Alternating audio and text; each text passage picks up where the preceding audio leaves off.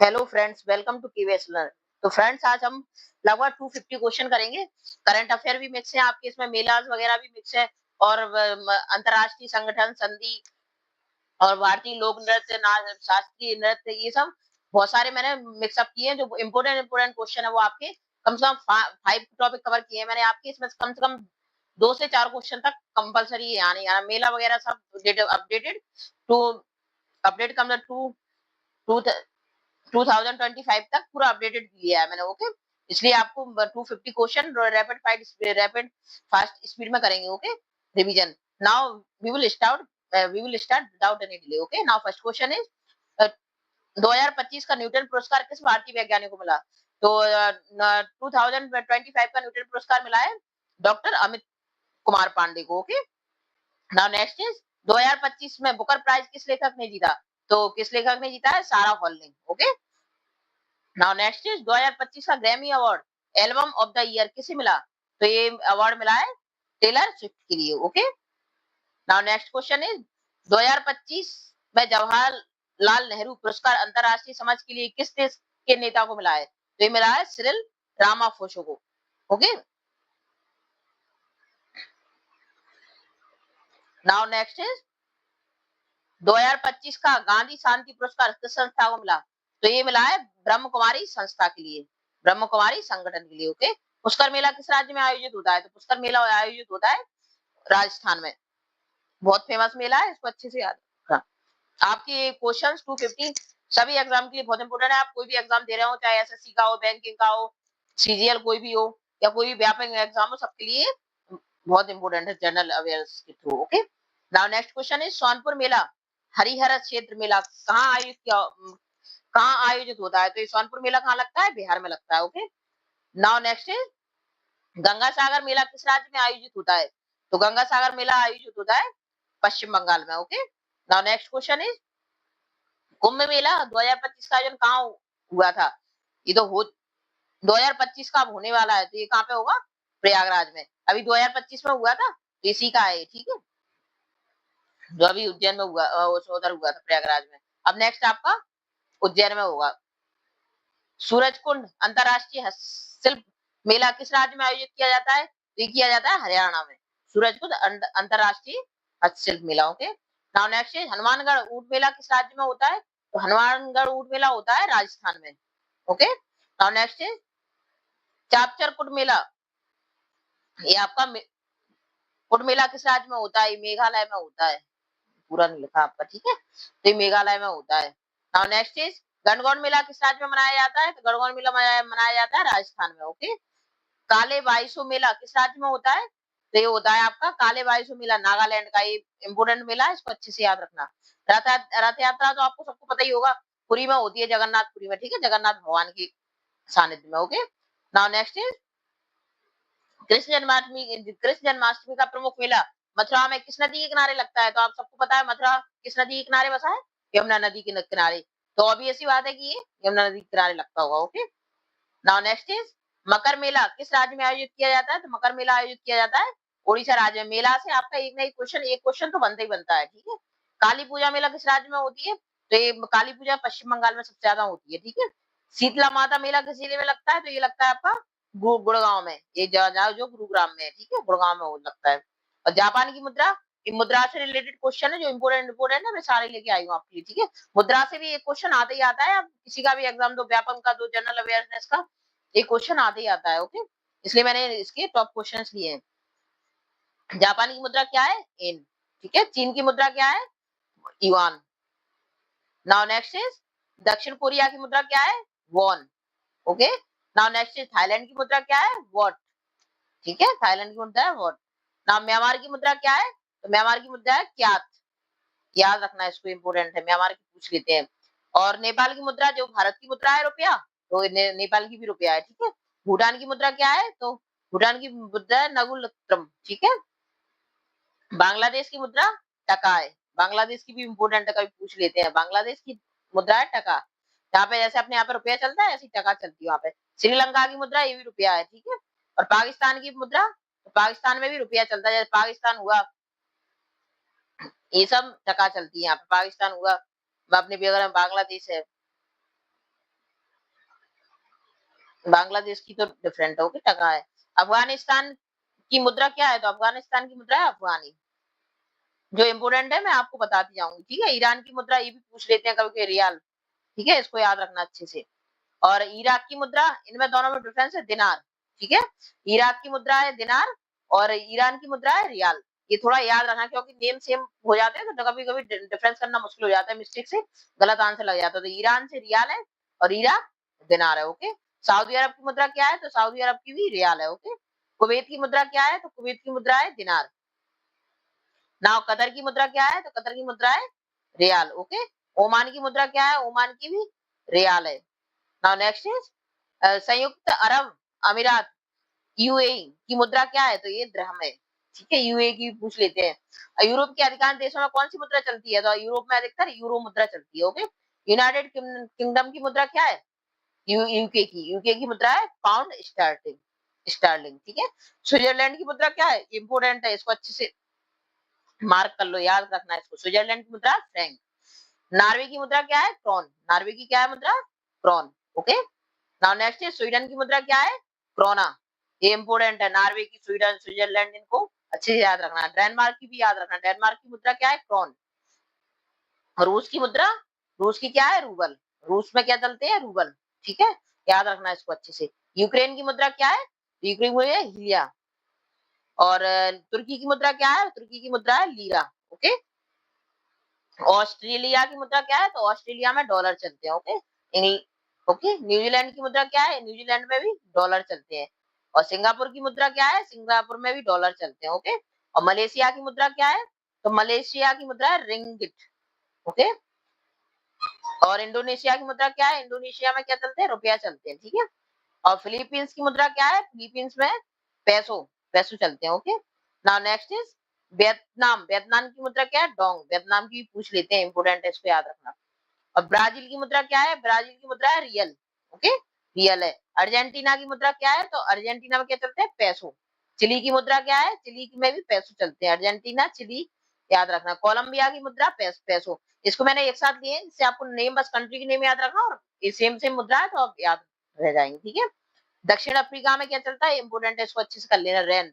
Rand क्योंकि अलग से ऐड की पूछ लेते हैं इसको। मिस्र की मुद्रा क्या है? तो मिस्र की मुद्रा है पाउंड, ओके। तो मिस्र में क्या चलते हैं? पाउंड चलते हैं। नाइजीरिया की मुद्रा क्या है? नाइजीरिया में नायरा। और केन्या की मुद्रा क्या है? केन्या में शिलिंग चलती है, इंपोर्टेंट है, इसको अच्छे से याद रखना। केन्या में शिलिंग चलते हैं। तंजानिया की मुद्रा क्या है? तंजानिया में भी क्या चलते हैं? शिलिंग चलते हैं, ओके।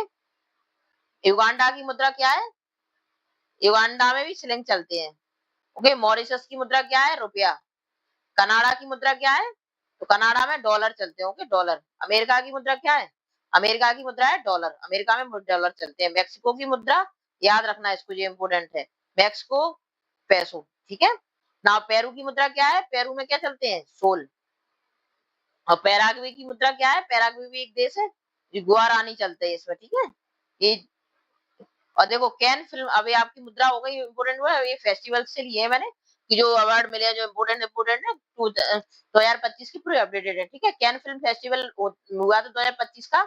पाम डी, और किसे मिला? किसको मिला ये? तो it was just an accident, इसके निर्देशक है, इस फिल्म को मिला है। It was just an accident, निर्देशक है इसके जफर पनाही, ओके। याद रखना इसको। कैन आविष्कार, कैन अवार्ड 2025 में I heard radio music award में इनोवेटर अवार्ड किसे मिला? तो ये मिला है लेडी गागा को, ओके, याद रखना। Now next is I hard radio music award में 2025 में आइकॉन अवार्ड किसको मिला? तो आइकॉन अवार्ड मिला है, आइकॉन अवार्ड मिला है मारिया, मारिया कैरे को, ठीक है। 2025 में आईफा अवार्ड में बेस्ट एक्ट्रेस, आईफा अवार्ड हुए 2025 जो, उसमें बेस्ट एक्ट्रेस का अवार्ड किसको मिला? तो ये मिला है नितांशी गोल को, ठीक है, गोल को। और आईफा अवार्ड 2025 में सबसे ज्यादा अवार्ड किस फिल्म ने जीते? तो सबसे ज्यादा अवार्ड किसने जीते 2025 के लाइफा? तो लापता लेडीज ने जीते हैं, उसको 10 अवार्ड मिले हैं सीधे, ठीक है, इंपोर्टेंट है, इसको याद रखना। 39वां गोया अवार्ड 2025 में बेस्ट फिल्म कौन सी थी? तो द 47, ठीक है, इसको मिला द 47 को। Now next is bat award 2025 में एल्बम ऑफ द ईयर किसे मिला? तो ये मिला है केंड्रिक लेमर को, GNX, okay. Now next is BET award 2025 best female hip hop artist किसका अवार्ड किसको मिला? तो मिला डेची को ही। ठीक है, इसको याद रखना। करेज इन जर्नलिज्म अवार्ड 2025 की विजेता कौन है?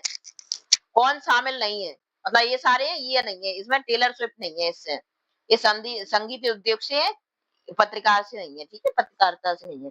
तो जर्नलिज्म क्या होती है? पत्रकारिता होती है, जैसे अखबार वगैरह, न्यूज़पेपर वगैरह, मैगजीन छपती है, जो इनका काम करते हैं उसको जर्नलिज्म, जो न्यूज रिपोर्टर वगैरह होते हैं जो उनको जर्नलिज्म में आता है। ठीक है सर, तो टेलर स्विफ्ट नहीं है इनमें, और ये सब है। ठीक है, now next is SIP award, SIP award 2025 में डबल गोल्ड जीतने वाला भारतीय उत्पाद कौन सा था? तो कौन सा है उत्पाद? चेरापूंजी की वर्षा। ठीक है, जल से बनी गिन, इसने डबल गोल्ड अवार्ड जीता है। ठीक है, गिन को मिला है चेरापूंजी की, इसमें वर्षा जल से बनाया हुआ है। ठीक है, 2025 का भारत रत्न किसको मिला? 2025 का, तो 2025 का भारत रत्न मिला लाल कृष्ण आडवाणी को। ठीक है, और 2025 में पद्म विभूषण कला क्षेत्र में किसे मिला? तो पद्म विभूषण मिला है सोनल मानसिंह को। और 2025 में पद्म विभूषण किसको मिला? ये मिला है प्रज्ञानंद को। ठीक है, 2025 का नोबेल शांति पुरस्कार किसे मिला है? तो डॉक्टर विदाउट बॉर्डर, ये है। ठीक है, इसके मेडिसिन से फ्रंटियर्स को इसको मिला है। ठीक है, 2025 का नोबेल साहित्य पुरस्कार किसको मिला है? तो हांगकांग को मिला है। और 2025 का नोबेल भौतिकी में किसको पुरस्कार मिला है? तो भौतिकी में मिला है क्वांटम टेक्नोलॉजी वैज्ञानिकों की टीम को मिला है। ठीक है, क्वांटम की जो टेक्नोलॉजी की टीम है, वैज्ञानिकों की, साइंटिस्ट की, उनको मिला है। ठीक है, और 2025 का नोबेल रासायनिक विज्ञान पुरस्कार किस क्षेत्र में दिया गया है? तो ये आर्टिफिशियल एंजाइम के क्षेत्र में दिया गया है। ये अवार्ड्स है, ये हमेशा इसमें से एक ना एक क्वेश्चन जरूर आता है, कोई भी एग्जाम हो आपका, इसलिए इनको अच्छे से कर लेना। मैंने सारे इंपोर्टेंट लिए हैं जिनके आने की चांसेस ज्यादा है। ठीक है, 2025 का नोबेल चिकित्सा पुरस्कार किसको मिला है? तो 2025 का नोबेल चिकित्सा एल्जाइमर रोग पर शोध के लिए मिला है। ठीक है, 2025 में ऑस्कर एकेडमी अवार्ड में बेस्ट पिक्चर किस फिल्म को मिला है? तो ये मिला है लास्ट शोगर्ल के लिए मिला है। ओके, द लास्ट शोगर्ल के लिए मिला है। 2025 का ऑस्कर का बेस्ट एक्टर का अवार्ड किसको मिला है? तो ये मिला है पॉल मेस्कल को। ओके, नाउ नेक्स्ट 2025 का अवार्ड का ऑस्कर बेस्ट एक्ट्रेस का अवार्ड किसको मिला है? तो ये मिला है लिली ग्लैडस्टोन को मिला है। ठीक है, नाउ नेक्स्ट इज 2025 का golden globe best film drama कौन कौन सी थी? तो ये थी ओपनहाइमर। ठीक है, इसको याद रखना इंपॉर्टेंट है थोड़ा।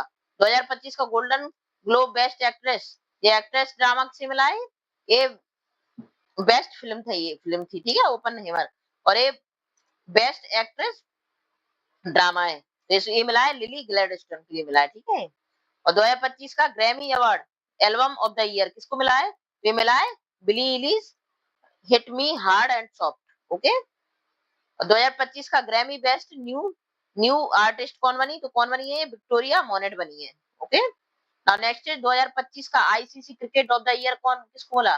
2025 का, तो ये विराट कोहली को मिला है। ओके, ये तो आपके फेवरेट होंगे, जानते होंगे अधिकतर सब लोग विराट कोहली को। 2025 का ICC women cricketer of the year तो कौन बनी है? हरमनप्रीत कौर। ये कौन है? आईसीसी वुमेन क्रिकेटर का ये मिला है इनको ऑफ द ईयर। और 2025 का Australian open man single single winner कौन रही है? तो ये लिए कार्लोस अल्काराज। ठीक है, 2025 का Australian open women single winner कौन थी? तो ये थी आपकी आर्याना सवालेंका। ओके, नाउ नेक्स्ट है 2025 का बुकर प्राइज किसको मिला? तो इसे मिला है हैंग कैंग को मिला है। हैंग कैंग को किसके लिए मिला है? I do not part with my brightness के लिए मिला है। ओके, और अब ये आपके इंपोर्टेंट अवार्ड्स हो गए जिनमें से एक ना एक क्वेश्चन आता ही है, इसे अच्छे से कर लेना। अब नेक्स्ट पार्ट आपका है जो नृत्य वगैरह, आपके शास्त्रीय नृत्य है, जो लोक नृत्य वगैरह जो इम्पोर्टेंट है, जो एक ना एक क्वेश्चन तो आता ही है, इसका परमानेंट है इसका। तो भरतनाट्यम, भरतनाट्यम किस राज्य का शास्त्रीय नृत्य है? तो ये किसका? तमिलनाडु का। और कुचिपुड़ी भी ये क्या है? कुचिपुड़ी भी किस राज्य का? ये भी क्या है? शास्त्रीय नृत्य है। ओके, तो इसको भी याद रखना, ये भी शास्त्रीय नृत्य है। ये कहाँ का है? कुचिपुड़ी आंध्र प्रदेश का। और कथकली किस राज्य का है? तो कथकली केरल का है। और मणिपुरी नृत्य किस राज्य से है? ये मणिपुर का है। और कथक, ये सब क्या है? आपके शास्त्रीय नृत्य। ओके, कथक कहाँ का है? उत्तर प्रदेश का। और ओडिसी उड़ीसा का है। ठीक है, अब झारखंड का आपका छऊ भी एक नृत्य है, जो क्या उसमें काउंट कर लिया। पहले क्या थे? पहले 8 शास्त्रीय नृत्य थे। ओके, 8 थे शास्त्रीय नृत्य, अब क्या हो गया? 9 हो गए झारखंड के। झारखंड का एक नृत्य है छऊ। ठीक है, उसको भी इसमें शामिल कर लिया गया है, ठीक है, शास्त्रीय नृत्य, इसलिए अपडेटेड है ना। अब 8 नहीं है, अगर आपसे पूछ ले कितने शास्त्रीय नृत्य है आपके टोटल, तो 9 है, ओके। और सत्या नृत्य किस राज्य का है, तो ये असम का है। और मोहिनीअट्टम केरल का है, ओके। और छऊ, देखो मैंने अभी बताया था, छऊ ये अब इसके किसमें आ गया आपके, शास्त्रीय नृत्य में आ गया है, ठीक है, इसको याद रखना। और झारखंड, उड़ीसा और पश्चिम बंगाल में ये राज्य होता है नृत्य। और गरबा तो आपको सबको पता ही होगा, गुजरात में होता है। घूमर, घूमर राजस्थान का है, ओके। और भांगड़ा, भांगड़ा भी अधिकतर सब लोगों को पता ही रहता है, पंजाब का है। लावड़ी कहाँ का है, महाराष्ट्र का, ओके। यक्षगान किस राज्य में होता है, तो यक्षगान होता है कर्नाटक में। और तमाशा किस राज्य का लोक नृत्य है, महाराष्ट्र का है, ओके। और डांडिया किस राज्य का है, गुजरात का है डांडिया। और थांडा नृत्य किस राज्य का है, युद्ध नृत्य है थांडा, थांडा, ठीक है, ये मणिपुर में होता है युद्ध नृत्य। और कालबेलिया नृत्य किस राज्य से जुड़ा है, राजस्थान में होता है कालबेलिया भी। पंथी नृत्य किस राज्य का है, ये छत्तीसगढ़ का है। गिद्धा ये पंजाब का है, ओके। ये सब क्या लोक नृत्य आ गए अब आपके। लोक नृत्य जो क्या, लोक नृत्य क्या होते हैं, शास्त्रीय नृत्य और लोक नृत्य में डिफरेंस क्या होता है। शास्त्रीय नृत्य क्या होते हैं कि इनकी विशेष नियम होते हैं कि इन्हें इस हिसाब से ही करेंगे, इनमें मतलब कोई नियम होते हैं कि हमें ऐसी वेशभूषा रखेंगे, इस टाइप से इसकी एक्शन होंगे, ऐसे ऐसे करेंगे। तो वो तो शास्त्रीय नृत्य में आते हैं, जिनको एक मान्यता मिल जाती है। और लोक नृत्य क्या होते हैं, अपन किसी भी टाइप से कर सकते हैं, किसी भी ओकेजन पे कर लेंगे, कहीं पे भी कर लेंगे, किसी भी कंडीशन में। तो ये लोक नृत्य में आते हैं। छोटी छोटी जो छोटी छोटी छोटी क्षेत्रीय जगह पे होते हैं वो लोक नृत्य होते हैं। और शास्त्रीय क्या है, नेशनल लेवल पर हो जाते हैं, ठीक है, जिनको शास्त्रीय नृत्य बोलते हैं। चेहरा नृत्य किस राज्य का है, मिजोरम का है। और सिंगी चाम नृत्य किस राज्य का है, सिक्किम का है, ठीक है। और फग नृत्य ये हरियाणा में होता है। डफ नृत्य ये उत्तर प्रदेश का है, ओके। नाव झूमर किस राज्य का नृत्य है, ये हरियाणा का और पंजाब दोनों में होता है झूमर। अली आई लिगांग किस राज्य का है, असम का है। और बम्बू डांस होते हैं, बैम्बू पर होते हैं, बांस पर होते हैं डांस, मिजोरम में होते हैं, ठीक है। रॉफ नृत्य किस राज्य का है, जम्मू कश्मीर का है। और गोटीपुआ नृत्य किस राज्य का है, ये उड़ीसा का है, ओके। और मयूर नृत्य इंपोर्टेंट है, इसको कर लेना, और उत्तर प्रदेश में होता है। जांजिया नृत्य कहाँ पे होता है, गुजरात में, ये भी इंपोर्टेंट है, थोड़ा हटके हो उनको याद कर लेना। बर्ड डांस किस राज्य में, क्योंकि नॉर्मली जो जो आपके भरतनाट्यम थोड़े मतलब ये तो नॉर्मल है, या तो पूछे जाते हैं तो ये कम ही आते हैं, ठीक है। जो हटके थोड़े से नेम होते हैं डिफरेंस, वो अधिकतर पूछ लिए जाते हैं। जैसे बर्ड डांस है, बर्ड डांस का कहाँ पे होता है, नागालैंड में होता है, ओके। ध्रुव ध्रुव बातिरा नृत्य किस राज्य में होता है, तो ये केरल में होता है, ठीक है। और गारो नृत्य ये मेघालय में होता है। कबीर नृत्य किस राज्य का है, तो ये उत्तर प्रदेश का है। टांडी नृत्य किस राज्य का है, हरियाणा का है, ओके। और दुमहोल नृत्य किस राज्य का है, जम्मू कश्मीर का है, ओके। और गागर नृत्य किस राज्य का है, ये उत्तराखंड का है। और लोसाई नृत्य ये मिजोरम का है। कार्तिक नृत्य कहाँ पे होता है, मध्य प्रदेश में। बिहू नृत्य होता है असम में। चांगलू नृत्य किस राज्य का है, नागालैंड का है, इंपोर्टेंट है, इसको कर लेना, ठीक है। उत्तराखंड में हुडका नृत्य होता है, ठीक है। थांगला नृत्य किस राज्य का है, असम का है। और परयानी नृत्य किस राज्य का है, महाराष्ट्र का है। कोलाट्टम नृत्य किस राज्य का है, ये तमिलनाडु का है, ओके। कच्ची घोड़ी नृत्य किस राज्य का है, राजस्थान का है, ओके। भवाई नृत्य किस राज्य का है, राजस्थान का है। छुआ नृत्य किस राज्य का है, ये छत्तीसगढ़ में होता है। गरुड़ नृत्य इंपोर्टेंट है, इसको अच्छे से कर लेना, गरुड़ होता है केरल में। और तिरुचेंदुर नृत्य किस राज्य का है, तमिलनाडु में, ओके। ये इंपोर्टेंट नृत्य है, इनमें से एक क्वेश्चन तो आधा ही आता है, किसी भी चीज का एग्जाम दो, इसलिए इसको अच्छे से, सीरीज आपकी बहुत इंपोर्टेंट है, इसको बहुत अच्छे से करना, ओके। ये मतलब अंतरराष्ट्रीय जितने भी आपके अंतरराष्ट्रीय संघ संधियां हुई हैं, सब क्यों, सबको लिया है मैंने, ठीक है। इसको आप अच्छे से रिवीजन पर्पज से अच्छे से इसको कर लेना। तो मोस्ट 50 क्वेश्चन लिए हैं, जिसमें से एक ना एक क्वेश्चन आता ही है, ठीक है, एग्जाम में आपके। तो संयुक्त राष्ट्र संघ की स्थापना कब हुई, ये अपडेटेड है, पूरे 225 तक जितने भी हुए सारे अपडेटेड लिए मैंने, ओके। तो संयुक्त राष्ट्र संघ यूएनओ की स्थापना कब हुई है, 1945 में। विश्व व्यापार संगठन की स्थापना WTO की स्थापना कब हुई, 1995 में, ओके। और कौन सा संगठन शांति दूत मिशन के लिए जाना जाता है, इंपोर्टेंट है, इसको अच्छे से कर लेना। तो यूएन यूनाइटेड नेशन के लिए जाना जाता है, ठीक है, शांति दूत के लिए। और पेरिस समझौता किससे संबंधित है, पेरिस समझौता किससे संबंधित है, ये आ जाता है, ये इंपोर्टेंट है, इसको अच्छे से कर लेना। पेरिस समझौता जलवायु से संबंधित है, ओके।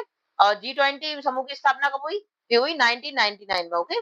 और कौन सा संगठन विकासशील देशों को वित्तीय सहायता प्रदान करता है, जैसे भारत हमारा क्या है, विकासशील देश है, तो इसलिए इसको विकासशील देश है, तो इसको वित्तीय सहायता पैसों से कौन, IME, ठीक है, इंटरनेशनल म्यूचुअल फंड, इंटरनेशनल मुद्रा फंड, ओके। ये हेल्प करता है जो भी जितनी विकासशील देश है सबके लिए। विश्व स्वास्थ्य संगठन का मुख्यालय कहाँ पे है, तो ये जेनेवा में, ओके। संयुक्त राष्ट्र सुरक्षा परिषद के स्थायी सदस्य कौन है, तो संयुक्त राष्ट्र सुरक्षा परिषद के स्थायी सदस्य चीन, रूस, फ्रांस, अमेरिका, ब्रिटेन, ओके। मतलब कहीं पे भी प्रॉब्लम होगी तो ये लोग, ये देश इंटरफेयर कर सकते हैं, ओके। नाटो किस क्षेत्र से संबंधित है? नाटो किससे संबंधित है?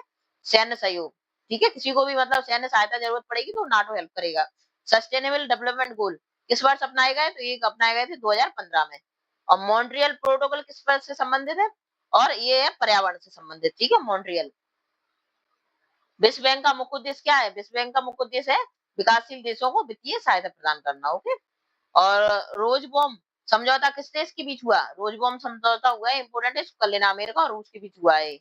और सार्क का फुल फॉर्म क्या है? ये आ जाता है, ठीक है, इसको याद कर लेना, south Asian association for regional cooperation. ठीक है।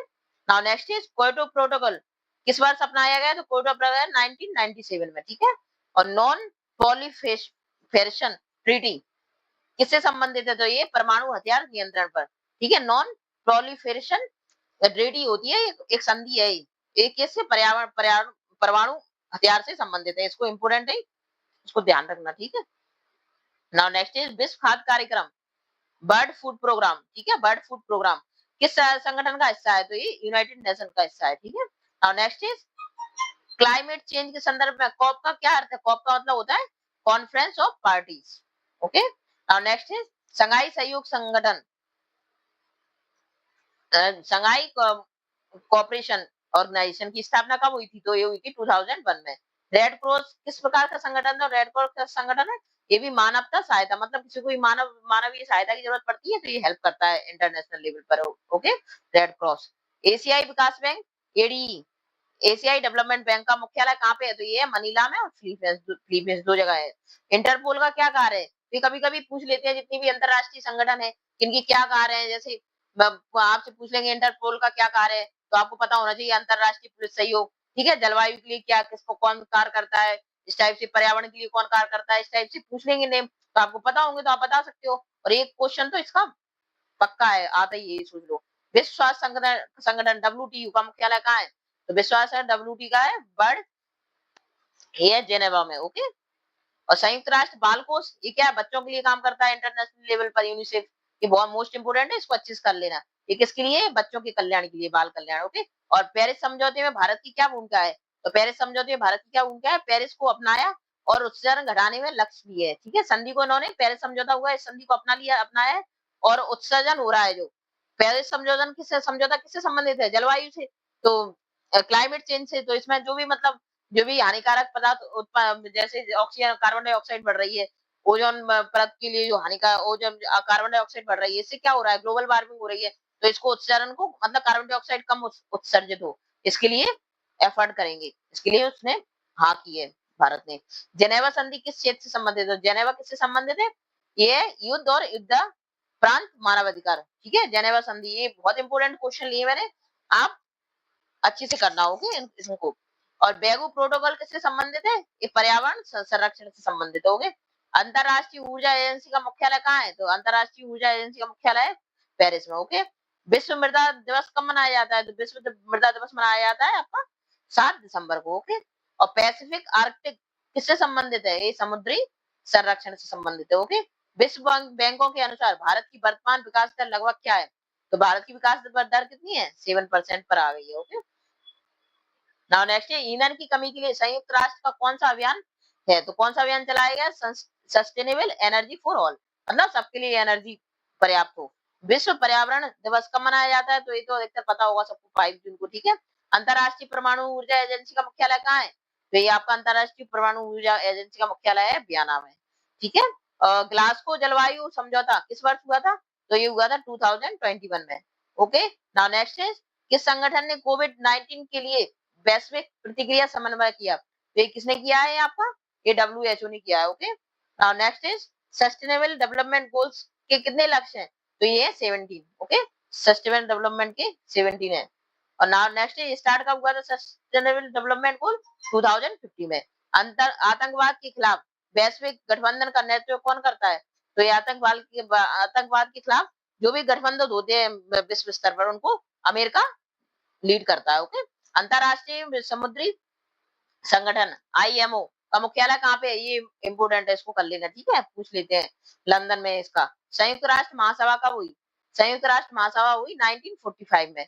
और पेरिस समझौता के अनुसार भारत ने किस वर्ष तक अपनी कार्बन इंटेंसिटी 33 से 35 कम करने का लक्ष्य रखा है, तो ये रखा है 2030 तक कि हम इतना कार्बन उत्सर्जन कम कर लेंगे। अंतरराष्ट्रीय न्यायालय कहाँ पर है? तो अंतरराष्ट्रीय न्यायालय है हाग में, ठीक है। और फ्रांस में स्थित अंतरराष्ट्रीय ऊर्जा एजेंसी का उद्देश्य क्या है? तो इस एजेंसी का उद्देश्य है ऊर्जा सुरक्षा सुनिश्चित करना। और नाउ नेक्स्ट इज, सिंगापुर किस क्षेत्र का प्रमुख आर्थिक केंद्र माना जाता है? तो सिंगापुर को सूचना प्रौद्योगिकी और वित्त का केंद्र माना जाता है। और नेक्स्ट इज, नार्वे किस क्षेत्र में वैश्विक नेतृत्व करता है? नार्वे किसके लिए नेतृत्व करता है? तो ये करता है पर्यावरण संरक्षण के लिए और स्वच्छ ऊर्जा के लिए। विश्व व्यापार संगठन में सबसे अधिक सदस्य किस क्षेत्र की है? तो ये यूरोप की, ठीक है। विश्व व्यापार संगठन में सबसे अधिक सदस्य। अंतरराष्ट्रीय श्रम संगठन का मुख्य उद्देश्य कौन क्या है? तो इसका श्रमिकों के अधिकारों की सुरक्षा करना। तो ये विश्व स्तर पर जितने भी श्रमिक है, जो लेबर लेवल है, उसको सुरक्षित रखने की जिम्मेदारी है इसकी, ठीक है।